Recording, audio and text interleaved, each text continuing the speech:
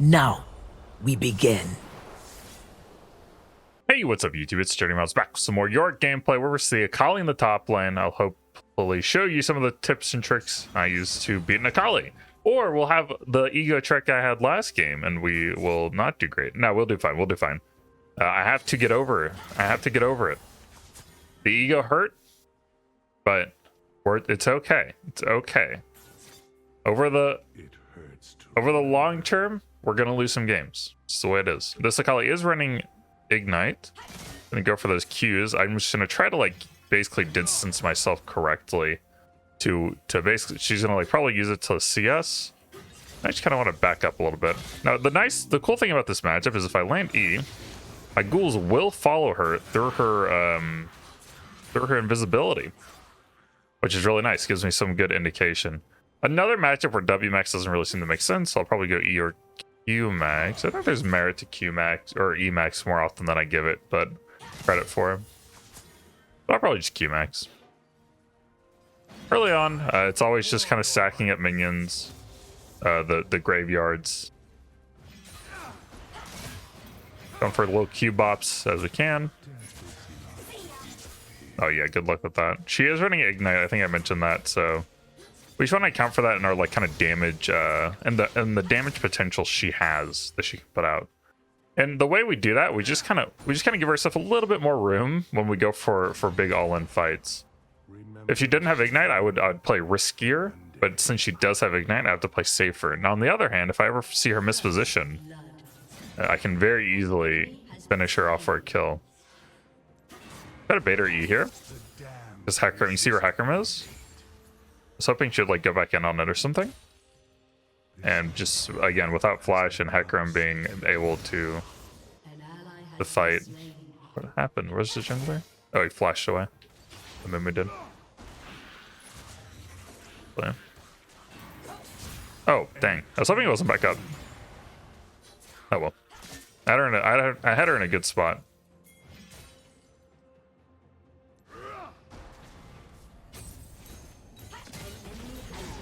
Oh no. You gotta be kidding, man.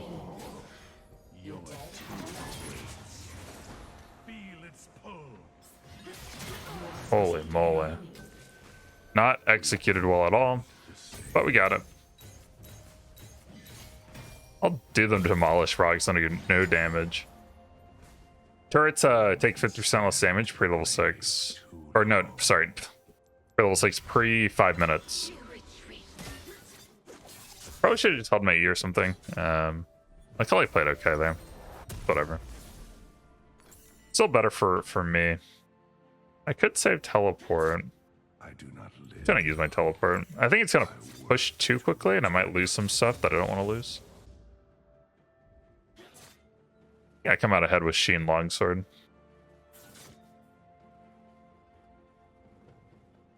I'm a little bit behind on experience right now, but that'll come back as I kill some of these minions. Definitely at the very least need level 5. Just again, spacing for that few damage. Because what she wants to do is break my bone plating with it. Again, just right there. Just all these little small like spacing things. Get that grass proc. I'm gonna hold this wave just barely outside here, and I'll use my Q and red buff to heal up. Just to make it really awkward on Akali.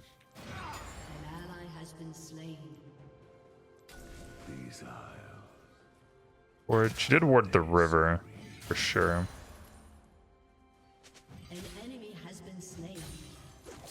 Dang. Didn't think she would do that.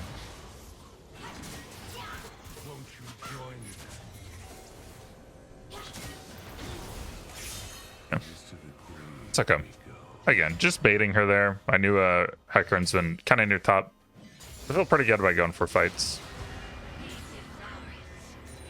Nice. Hoping she resets. I could get a plate or two real quick.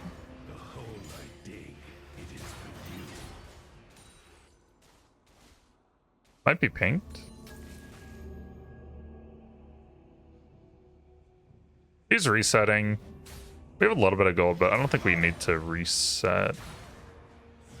Well, she will be back soon. I'm gonna go for a quick plate. I might even go for 2, dadgummit. Nice. The change they made a while back where your maiden isn't targeted first by the turret was such a big deal. God, it made Yorick feel so much better to play. Now that we push all the way in, we'll go for a reset. It's a good time. We got a lot of gold. See, cannon wave is it's also a cannon wave, which means that we don't lose as much by resetting. Get our gold, or spend our gold. Oh, she's going tank. Interesting. I'm still running my grasp page. I really am a fan of grasp with the off-tree magic floatware approach velocity. Approach velocity feels really good when you eat someone to get on top of them for like nice little Q-bongs, just mobility in general. And I don't really like Conquer too much. Want to ping? You see how I ping there? Go back and watch that. If you don't ping like that, you're pinging incorrectly. A lot of people will do these little pings, or they'll do like a missing ping. They'll do like, oh, they'll see Akali leave and they'll go missing. That's like the most worthless, terrible way to ping. It's so lazy. It's so bad. Don't do that. What you want to do is you want to look at where you're.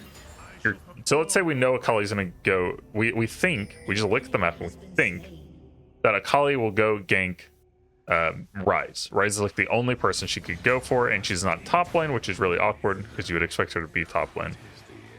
Be careful here because it was top side. So what you want to do is you want to look at the mid laner and you want to think as if you were Akali. How would you like gank mid? Now there we saw her on this ward, but even if we didn't see her on that ward, we would want to look at where Ryze's position and just think, okay, if I were Akali, how would I want to gank this? It's probably going to be like something like this or like this. And you just want to ping in those like spots. You want to watch out for your teammates' weakness and try to let them know, like, hey, you're weak here, and like my laner isn't here. That's really bad for you.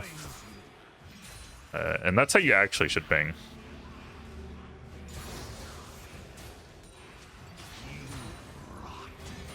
And it's really important to ping effectively. It's another small thing that'll just increase your win rate. That'll help your teammates won't get tilted. Because just a random missing ping in top lane doesn't tell your team anything. It's not like, not really useful. Don't kill Maiden, you. You know what? I'm gonna go kill you. My jungler has me covered.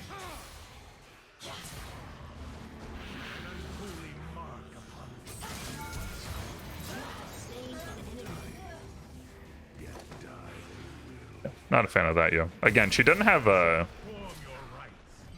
Kind of awkward. Hey, Maiden, come back. Maiden, please. You can run into the... One of the helpful comments I got recently. Wait.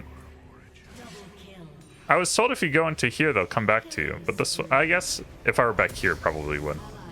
Apparently, if you go into the grass, your Maiden... I guess I was too close, so she aggroed. If I ran back here and she's fighting here, she'll apparently drop aggro on whatever she's fighting and just run to you. I think at least that's how I understand it. So I pushed into the wave. I didn't get the another plate because it's really important that I don't lose Maiden. It's really important. I'd rather keep Maiden, and I think there's a higher risk of me losing Maiden if I stay for another plate if a Mumu shows up. There's just no need. I'm probably gonna get the plate at this point before 14 minutes. I don't get it right now, and you'd rather have it right now, sure, but I don't think there's any chance I don't get it. Oh yeah, good luck with that one, homie. You gonna do that? Actually, that's really bad for you. You don't have flash. Yeah.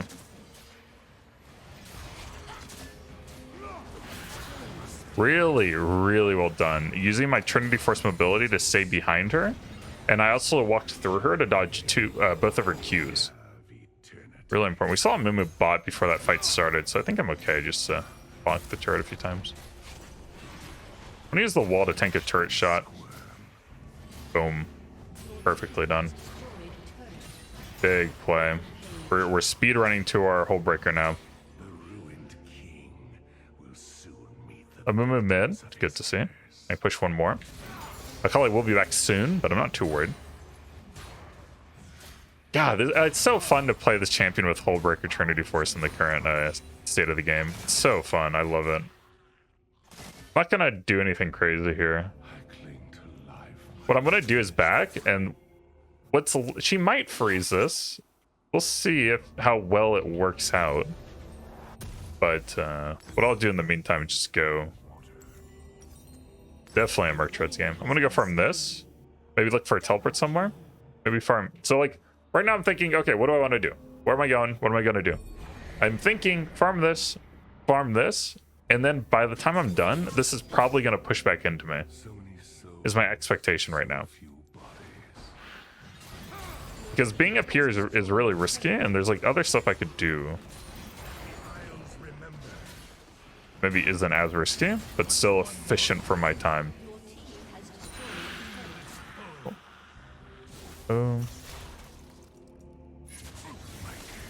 Oh.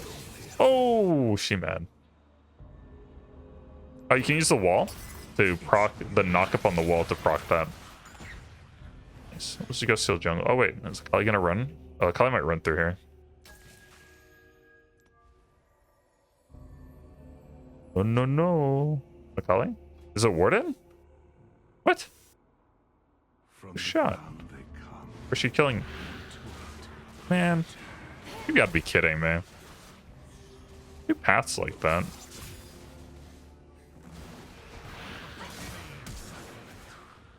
Get you. I'm gonna get you. Nice. Take that.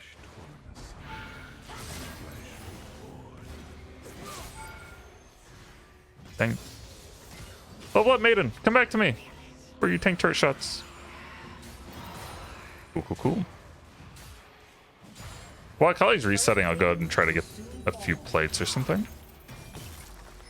Then I'll go back to stealing jungle. You see Amumu here. Amumu hasn't really been able to do anything topside. Nice. Ghouls, go kill that. I will help out. Take his topside, maybe get blue buff. This game should be pretty free from this point. The last game was definitely on me. I definitely misplayed a lot versus the Anivia and Kindred. That's okay. That's okay. So the point of this playthrough is to show you like how climbing should go if you're like actually good. If you weren't like copium, like, oh, I'm better than I'm supposed to be. Like, pick a good player, and like I'm supposed to walk you through how I go about climbing on new champions, not Alawi, right? Not the champion that I main, that I'm like already like god tier on. Just champions that I need to get better on, and it's kind of the idea is to give you like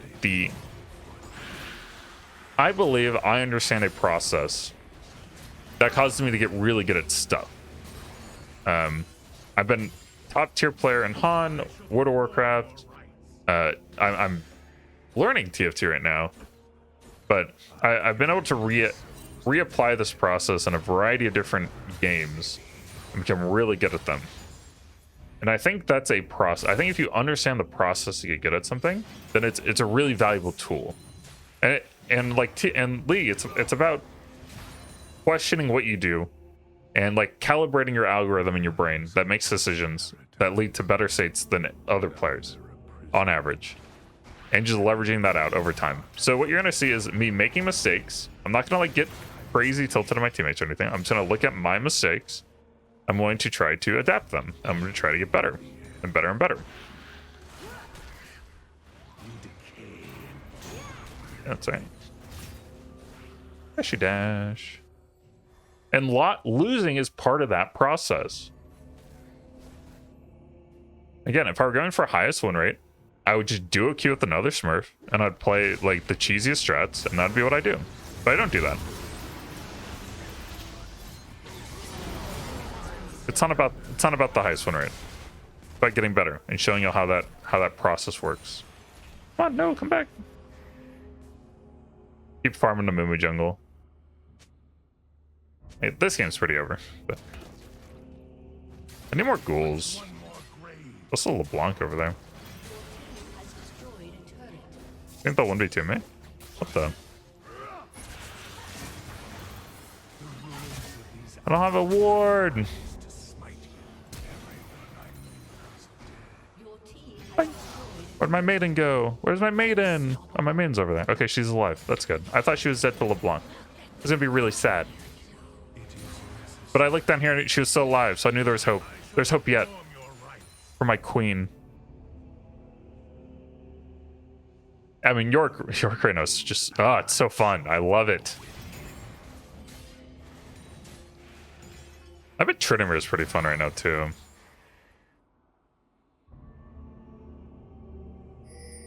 Hullbreaker Trinimir sounds really annoying. I mean, there's just not much. Like, so the thing is, at this point, you might hear me say less stuff about like decision making. It's because I'm not really like there's no like really intense decisions happening here. The game's pretty much like over. There's really like hardly anything we could do to like really throw this game. This might be the most throwy thing we could do. Even this we're doing okay.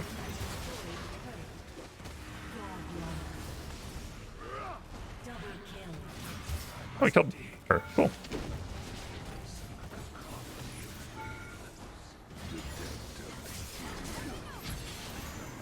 Come on.